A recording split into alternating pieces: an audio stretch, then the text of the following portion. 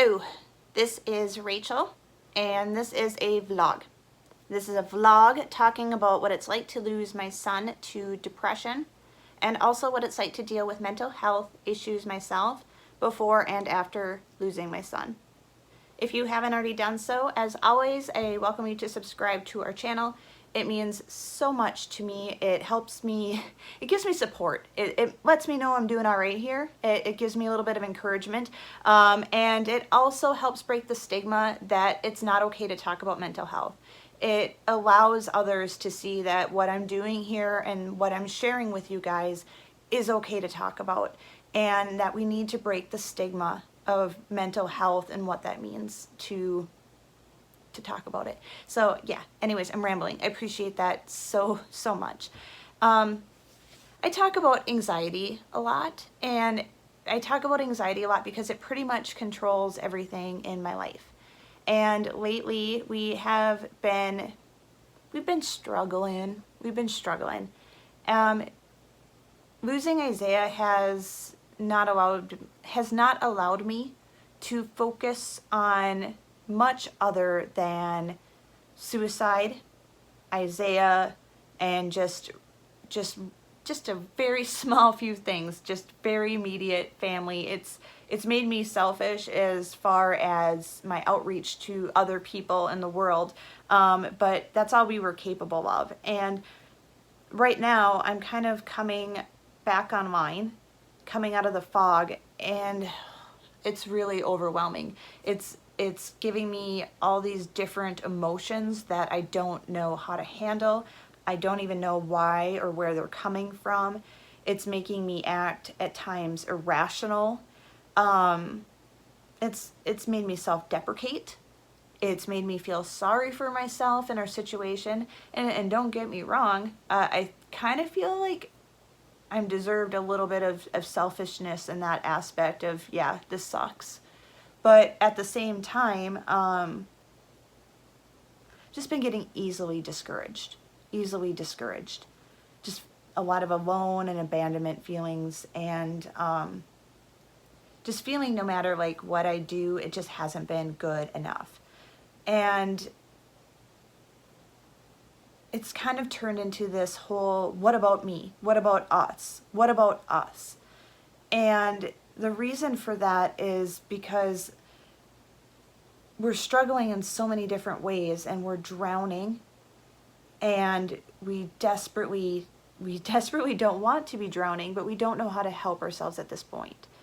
And there's so many different variables to that, and I'll try to explain. When I first started making these vlogs, I think I just needed to voice my opinion. I needed to be heard. I needed some people to know what this felt like. I also didn't want anyone else to suffer this kind of pain, and thought that maybe if some people out there heard me and what this was like, that they wouldn't want this for their family, anybody else, and they could see their worth. After I started doing a few videos and got more followers, I became more comfortable with expressing myself, and I felt like I was helping people, and that felt great. But as that was happening, we were still drowning over here. Bills are still piling up, and we felt incapable. We are incapable of helping ourselves right now. Steve is attempting to go back to work, but it's hard. It's hard. So at one point, YouTube had recommended our channel. And a lot of that was thanks to Max, and I'm sorry if I say your last name wrong, Durant. And he promoted my channel on his channel as like an act of kindness. Basically, you watch it, you'll see. And it created a buzz, and it changed the algorithm. And all of a sudden, YouTube recommended our channel. And within a week's time, we gained a lot of subscribers, almost 50,000. And it felt like our family was starting to see hope and light, and that maybe we were going to be saved.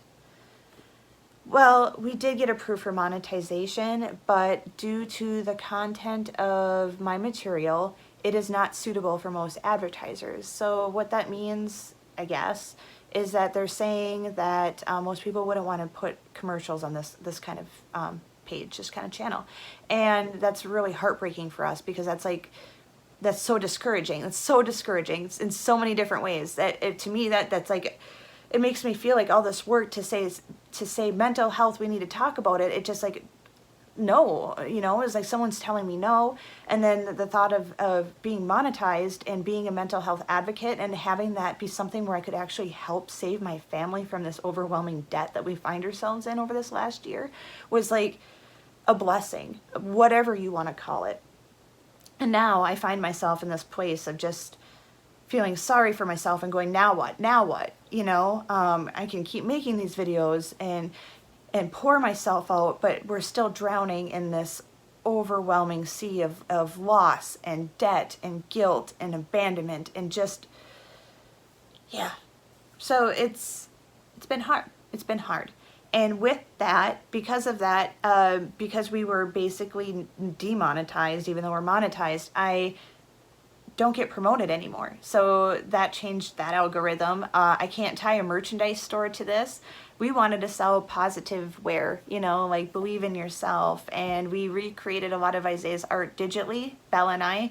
And so that was something that we were really excited about too. And we're like, well, we can, Belle's like, I can have my friends and people wear shirts that we create with Isaiah's artwork and my sayings, and it can help our family. And so we were just super excited. And anyways, I lost hope. I lost hope and I became bitter and I just got angry.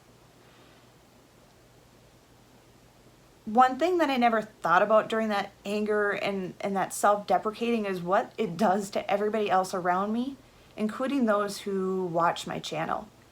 And I'm really sorry. I'm really sorry. I do believe that being raw and open and vulnerable is important, but at the same time, I think being aware of our actions and how we represent our actions into the world is important, especially when there's a lot of people out there that should be doing that for us, representing good behaviors and morals and should be our role models are not. It's even more important that us little people do it instead. And so,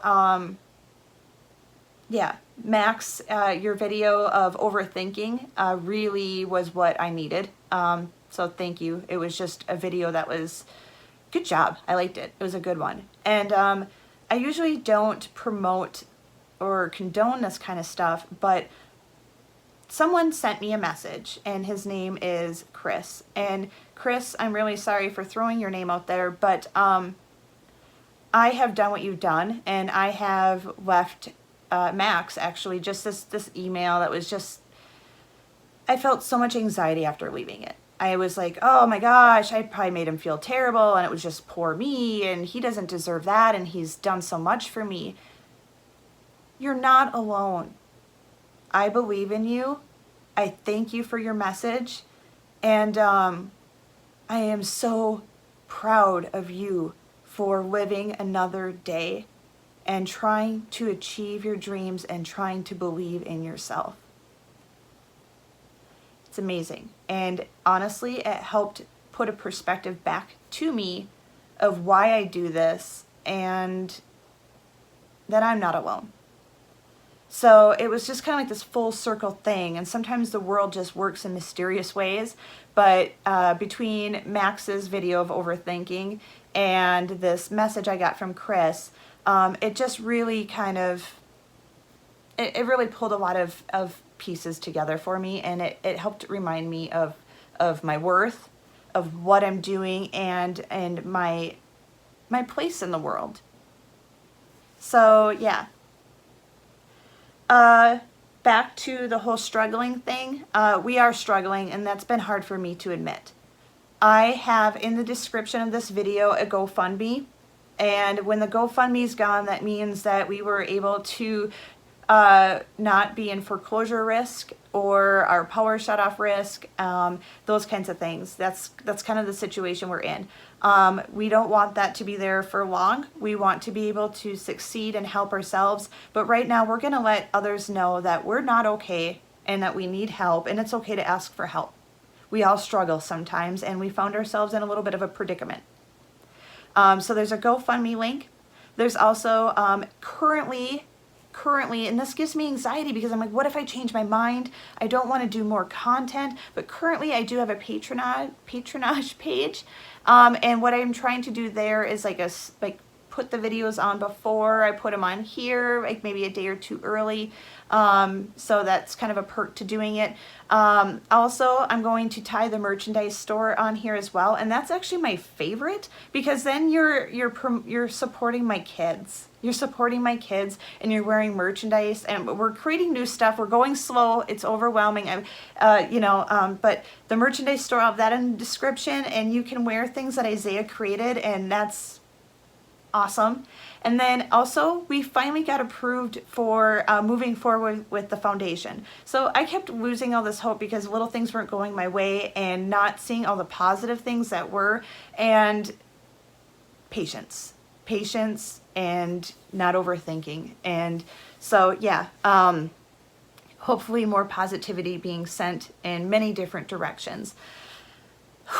Oh my goodness, anxiety, right? Okay. Yeah, I don't even know if any of that like really pulled together. I'm hoping that pulled together nicely. We'll find out. Steve will watch this and he'll let me know. Okay. So I'm just gonna wrap it up.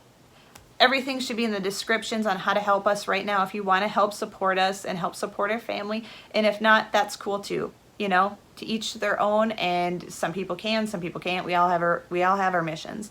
But if you can, we do appreciate it. So thanks.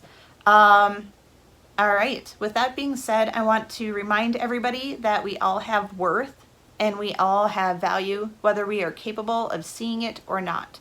So please try to be the light for others. And if you can't, please, please, please just keep that pilot light going for yourself. You do have worth. You do have value. You matter. You matter. You matter to me. You matter to me. All right. Peace, love, and kindness. Please pass it forward if you can. You can. Everybody can.